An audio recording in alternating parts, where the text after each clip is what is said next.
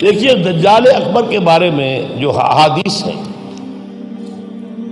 ایک بات تو یہ کہ وہ کانا ہوگا ایک آنکھ سے، اس کے ماتھے پر لکھا ہوا ہوگا کافارا، ہر مومن پڑھ لے گا چاہے پڑھا لکھا ہو یا نہ ہو۔ وہ خدائی کا دعویٰ کرے گا، اور اس کی قوتیں کتنی ہوں گی ذرا نوٹ کیجئے۔ لا تضع قریۃ الا حبطها فی 40 لیلۃ، مسلم شریف کی روایت ہے۔ پوری دنیا میں ایک ایک بستی کے اندر وہ گھوم جائے گا صرف 40 دنوں میں۔ کیسی سواری اس کے پاس ہوگی، کیسی صورت والی سواری ہوگی، اب تو کچھ اندازہ ہے نا۔ آخر ہماری فضا میں ظاہر بات ہے ہمارے ہوائی جہاز 24 گھنٹے میں گزر سکتے ہیں مشرق سے مغرب تک۔ نمبر 2، اس کے 2 کانوں کے مابین 80 گز کا یا 80 ہاتھ کا فاصلہ ہوگا۔ اس کے گدھے کی ماں بین حافر ہمارے ہی حافر آخر مسیرت یومین و لیلۃ، اس کے گدھے کی ایک قدم اور دوسرے قدم کے درمیان ایک دن رات کے سفر کی مسافت ہوگی۔ اب ظاہر بات ہے اس کا گدھا کون ہے آج؟ ہوائی جہاز۔ ینادی بصوت لہ یسمع ما بین الخافقین، کنز العمال میں بھی ہے، مسند احمد بھی حدیث ہے۔ وہ آواز دے گا ایک ایسی آواز سے جس سے مشرق اور مغرب کے درمیان سب لوگ سنیں گے۔ ہو گیا کہ نہیں؟ بش کی تقریر سب سنتے کہ نہیں؟ سخرت لہ انہار الارض واثارها یامر السماء فتمطر والارض فتنبت، اس کے لیے تمام دریا اور پوری زمین کو سخر کر دی جائے گی۔ وہ جب حکم دے گا آسمان کو بارش برسائے گا۔ مادر ذات انج اکمہا، اس کو ٹھیک کرے گا، کوڑی کو ٹھیک کرے گا۔ یہ حضرت عیسیٰ والے معجزے ہیں۔ یحیی الموتیٰ، مردوں کو زندہ کرے۔ آج جو ہے کلوننگ اس جگہ تک پہنچ چکی ہے کہ آپ کے والد کی قبر سے لاش میں سے کوئی تھوڑا سا ٹکڑا نکال کر والد بنائے جا سکتے ہیں۔ یہ دوسری بات ہے کہ ابھی بحث چل رہی ہے، ہیومن کلوننگ کی کھلی اجازت نہیں دی جا رہی، لیکن آ گیا۔ ایک آدمی کو چیر کر 2 ٹکڑوں میں بانٹے گا اور پھر زندہ کر دے گا۔ وَيَبْعَثُ مَعَهُ یا يُبْعَثُ مَعَهُ الشَّيَاطِينُ عَلَى صُورَةِ مَنْ قَدْ مَاتَ مِنَ الْآبَاءِ وَالْأُمَّهَاتِ وَالْإِخْوَانِ فَيَأْتِي أَحَدُهُمْ إِلَىٰ أَبِيهِ وَأَخِيهِ فَيَقُولُ أَلَسْتُ فُلَانٌ أَلَسْتَ تَعْرِفُنِي، اس کے ساتھ شیاطین جن کا لشکر ہوں گے، اور ان کی صورتیں وہ بنا دے گا لوگوں کے مرے ہوئے ماں باپ اور بھائیوں کی سی، اور وہ آ کر کہیں گے دیکھو میں تمہارا باپ نہیں ہوں، پہچانتے نہیں مجھے؟ میں تمہارا بھائی نہیں ہوں، پہچانتے نہیں ہو مجھے؟ ارے میں تمہاری ماں نہیں ہوں، پہچانتے نہیں ہو؟ یہ خدا ہے، اس کو کرو سجدہ۔ عام کفر و الحاد۔ اور ایک بات جو سب سے اہم ہے جو آج شروع ہو چکی ہے اور میں تفصیل بیان کر چکا ہوں، کائرو کانفرنس اور بیجنگ کانفرنس اور بیجنگ +5 کانفرنس، اور وہ بھی یونائٹڈ نیشنز کے تحت،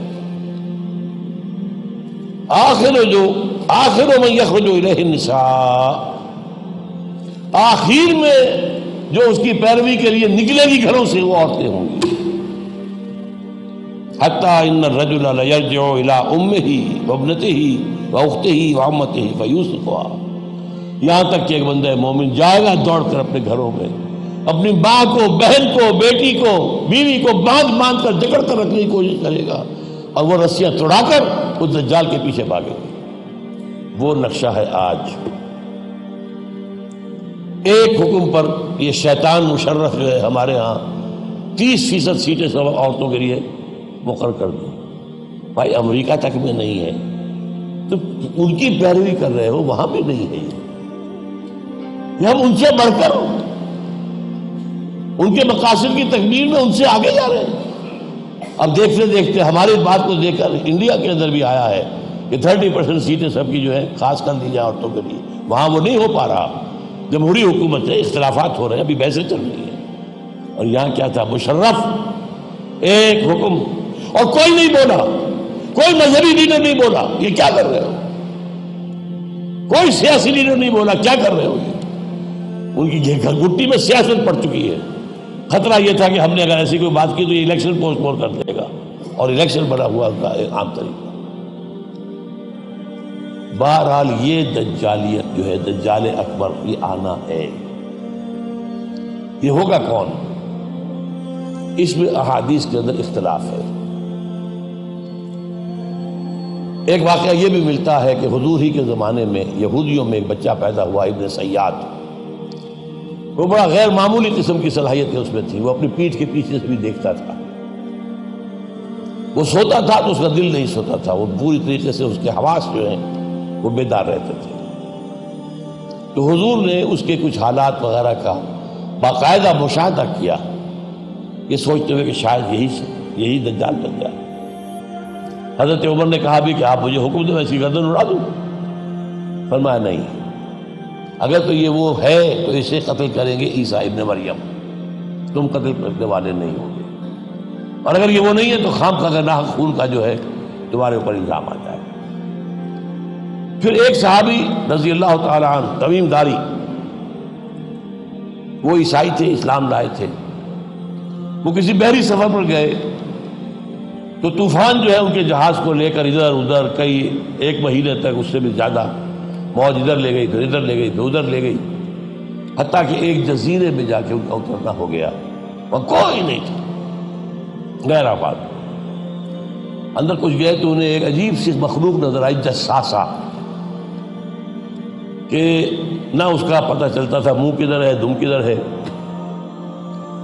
اس نے کہا تم کیا کرنے آئے ہو؟ دیکھو فلاں صومعہ ہے، ذرا ادھر جاؤ، گھنا جنگل ہے، وہاں جو ہے ایک صومعہ ہے، چرچ ہے، اس میں ایک آدمی تمہارا انتظار کر رہا، جاؤ۔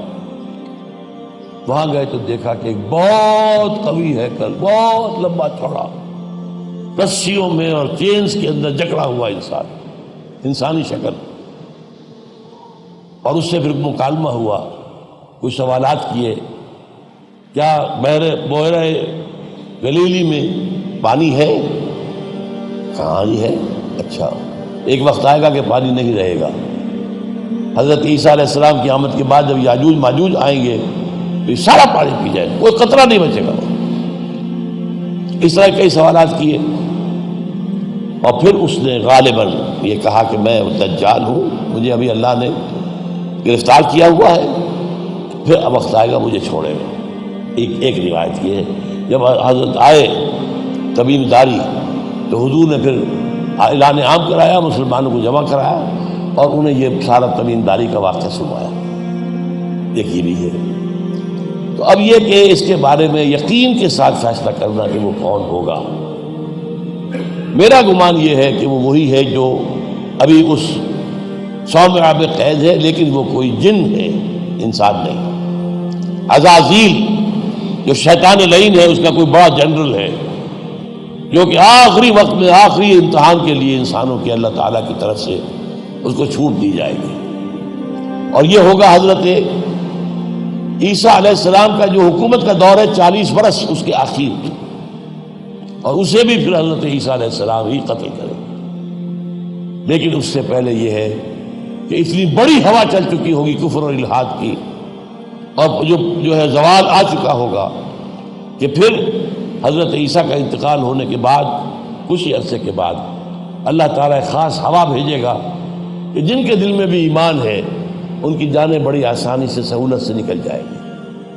اب دنیا میں صرف کافر، فاسق، ملحد، مشرک، گناہگار لوگ رہ جائیں گے، ان پر قیامت کی ہولناک جو زلزلہ ہے، یا ایھا الناس اتقوا ربکم ان زلزلۃ الساعۃ شیء عظیم یوم ترونها تذهل كل مرضعۃ عما ارضعت وتضع كل ذات حمل حملها وَتَرَى النَّاسَ سُكَارَىٰ وَمَا هُم بِسُكَارَىٰ، یہ جو سختیاں ہیں یہ کفار پر آئیں گی، اہل ایمان پر نہیں آئیں گی۔